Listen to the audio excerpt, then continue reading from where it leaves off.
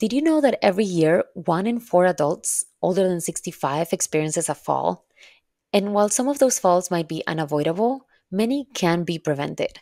Today, we're going to talk about the 3 types of fall, what causes them, and which ones can be prevented by decreasing risk factors. So let's jump in. My name is Carolina. I'm a physical therapist specialized in geriatrics, and this is my channel Strength in Years. This video is part of a series on fall prevention and balance training. So let's start by breaking down the 3 types of falls. The first type is unanticipated physiological fall. It's a mouthful. The second is anticipated physiological fall. And the third is accidental falls.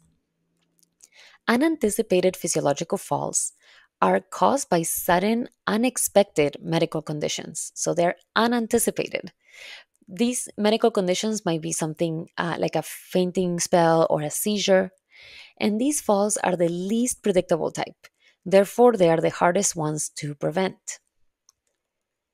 Next are anticipated physiological falls.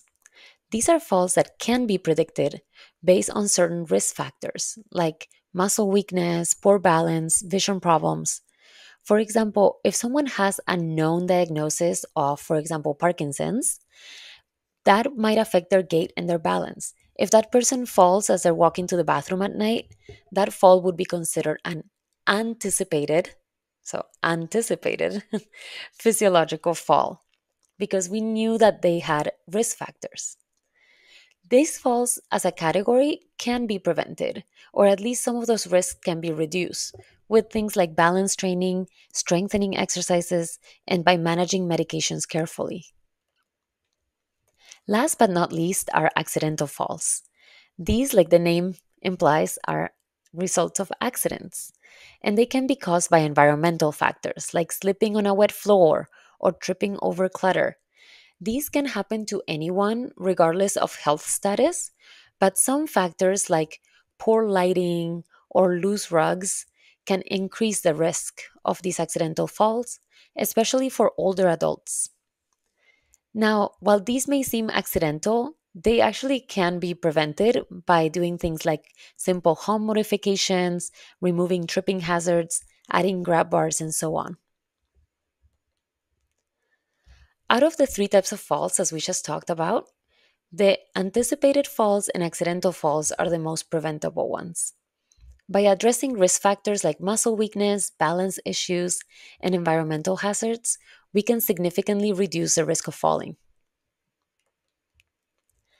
When I work with my patients, I find it helpful to classify their risk factors into 2 categories so that we can tackle them in a more structured way.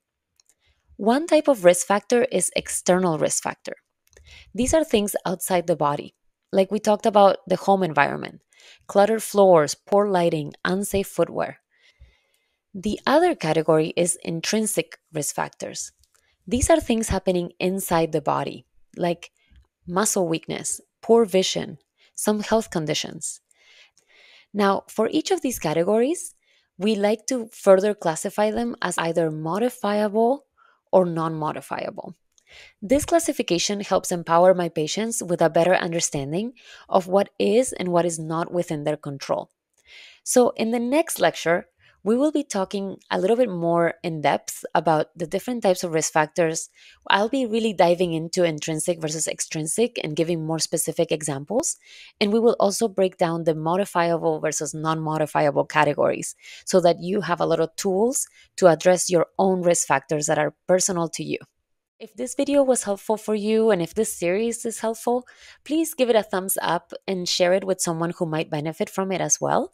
I will be posting videos once a week, and I'm trying to create a mix of balance training videos and lecture style videos like this one so that you get both education and practical tips and tools to decrease your fall risk. All right, thanks for hanging out with me today. I will see you in the next video. Take care.